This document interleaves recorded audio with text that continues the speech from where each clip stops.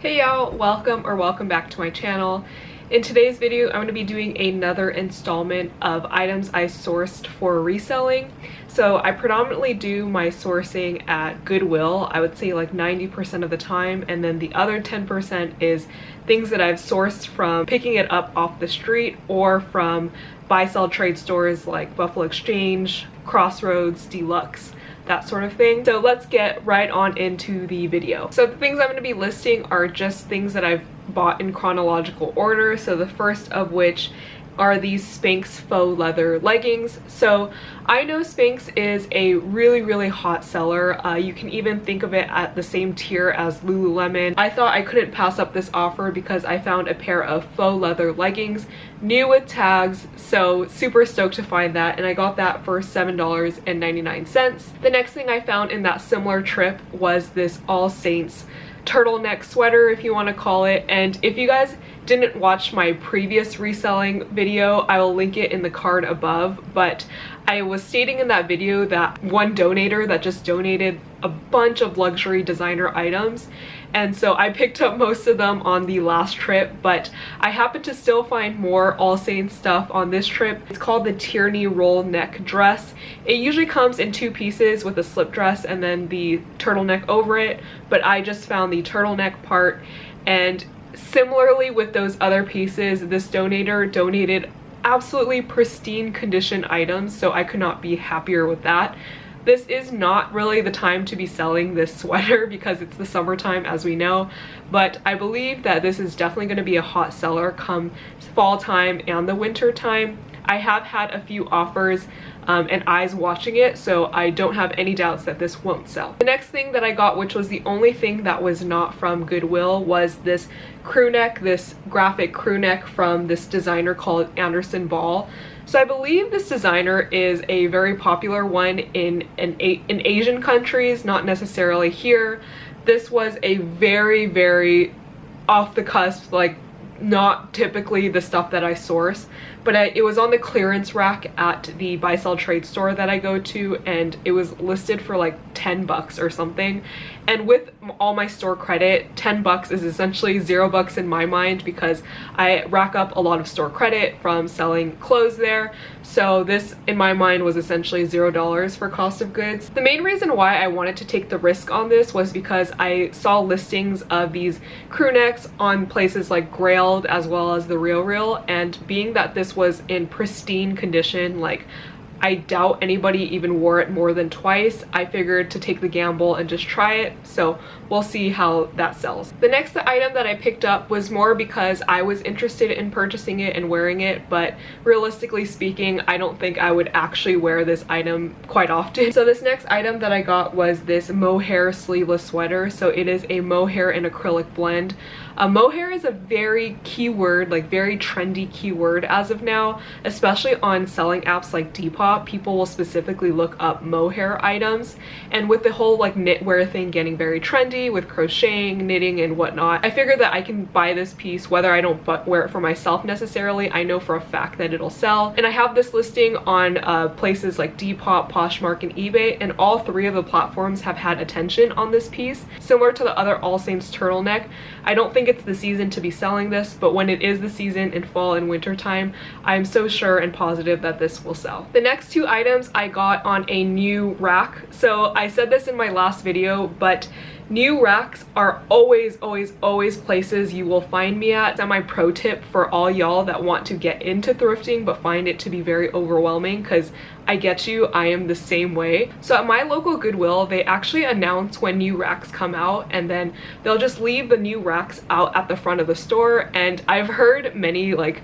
horror stories of people like fighting over the new rack pieces, but my Goodwill is so extremely tame. No one cares about new rack stuff, so it is especially advantageous for me because I'm all over the new racks. And the reason why I really like new rack stuff is because in a way it feels like it's already been curated for you, because rather than going down like all of the jeans section, all of the top section, and flipping through hundreds of thousands of pieces, instead of that, you're just left with all of the stuff that they recently just processed from their donation pile in the back, and you get to basically just choose from any category. It could be men's, it could be women's, it could be kids section.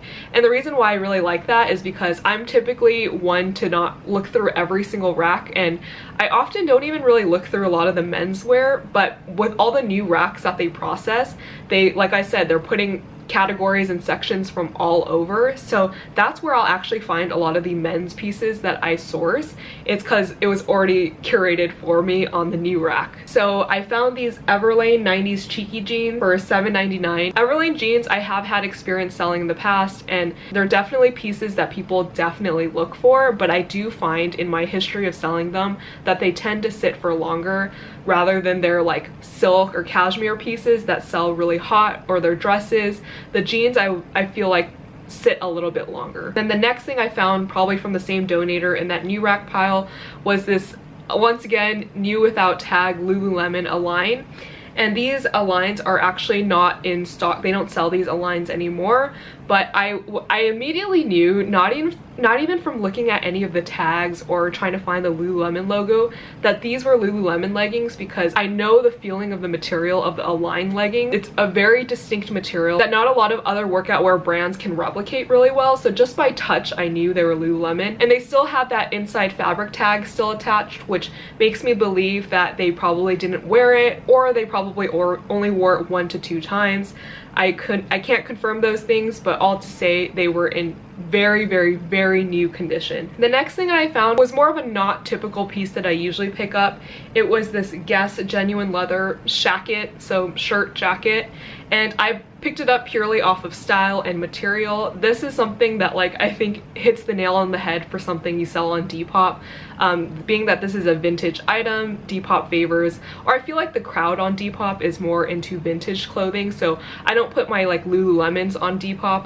I save that for Poshmark and eBay.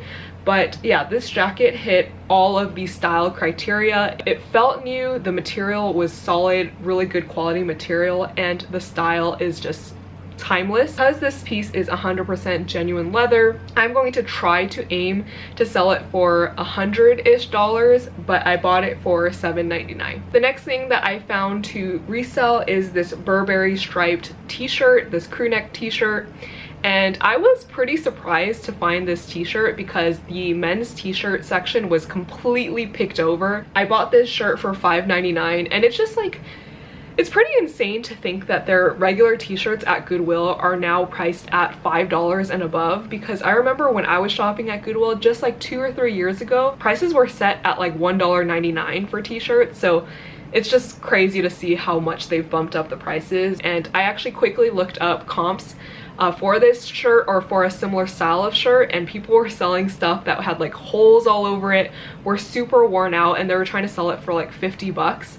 So I put mine up for 50 bucks, and because I think that was reasonable in comparison to all the other listings, mine sold within the day of. So I was able to sell this shirt for 50 bucks. So the next 2 items were given to me, so they were $0, zero cost of goods. The first being these Nike SB Dunks, and these ones are considered, I don't know, what do you consider vintage? Is vintage in the 90s? Is it considered more Y2K? I don't know, but they were from 2006.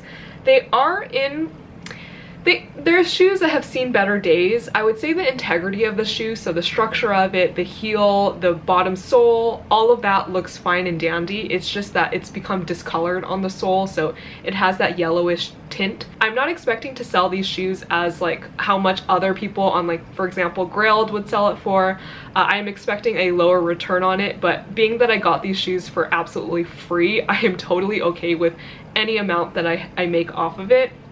And I posted this pretty recently, like just a couple days ago, and I have been getting attention on these shoes already, so I'm hoping that these sell for maybe $100 or $90 to $100, and I'd be really happy with that. The next pair of shoes that I also got for free from the same person were these Jordan Premier shoes. I do not have much experience selling Jordan, or for the fact of the matter, I don't really have much experience selling men's shoes in general. These were in near perfect condition. I just had to wipe it down just a little bit to get just some of that scuffing off, and it came off with water, and I just wiped the dust off of it and it looked literally brand new. So I'm hoping to make the $60 range and above, but like I said, anything I make off of the shoe I'll be very happy for because I got them for free. So these next 4 things I got in all the same Goodwill Trip, and I typically do not look at shoes when I go thrifting, largely because shoes are heavier, bulkier items, and one, there's not a lot of storage space, but secondly, I don't like dealing with shipping shoes because shoes usually require boxes and boxes require a bigger shipping fee. But I was just feeling in the mood that day to look at shoes, and I'm glad that I did because I ended up finding 3 super great condition. So the first pair of shoes that I bought were these shoes that are designed in New York. The brand is called Thursday Boots. These are called the Premier High Top. Never heard of this brand of shoe, but after looking up a quick Google search, I found the exact pair of shoes. They originally retail for $142. I got them for $8.99 at the thrift store, and I'm hoping that I can make a return anywhere from $70 to $80. The comparable listings on Poshmark at least had some of these shoes ranging from $40 and others ranging all the way to $150. I really think it's on the condition of the shoe, but being that these shoes are in, like I said, near perfect condition, I'm hoping I can make closer to that $100 range. The next pair of shoes that I found, I did not even know that Birkenstocks made sneakers, but I guess Birkenstock's sub-brand is called Footprints. And the reason why I knew it was good quality, or I had a feeling it was Birkenstock, is because the sole of the shoe kind of had that same cork sole that's emblematic of Birkenstock. Really happy to learn about a new brand, and after looking up comps for the same exact shoe, people are selling it for like $50, but in way worse condition than what mine looks like. So I decided to buy it because the bottom of the shoe looked absolutely untouched. So I'm hoping I make a return somewhere of that $60 range. And I bought those shoes for $5.99. They originally marked at like $7.99, but there was a 25% off that color tag that day. The next pair of shoes that I bought were these Stuart Weitzman knee-high suede stretch boot. If just by first impression at looking at the shoe, you wouldn't be able to determine who the designer of the shoe is or who sold the shoe. It really just starts with feel and touch for me first. If I touch the shoe and the material feels sturdy, so usually if it feels like leather, good quality, durable, robust, then I will look and take a deeper dive into the shoe. And so after inspecting it, all the check marks of a good quality shoe checked off, I looked at the bottom and in very super tiny font I saw made in Spain, so that was already a really good sign. And then I saw Stuart Weitzman right next to it. So what do you know, I found a pair of Stuart Weitzman boots. This is my first time ever finding these shoes at the thrift store, and I got them for $7.99. And the last thing I found from that trip was another pair of Lululemons, but this time it is the men's Lululemon ABC pant. And if you guys don't know anything about Lululemon men's, don't worry, I don't either. But I do know that this ABC Classic Fit pant is one of the most best sellers from their men's section.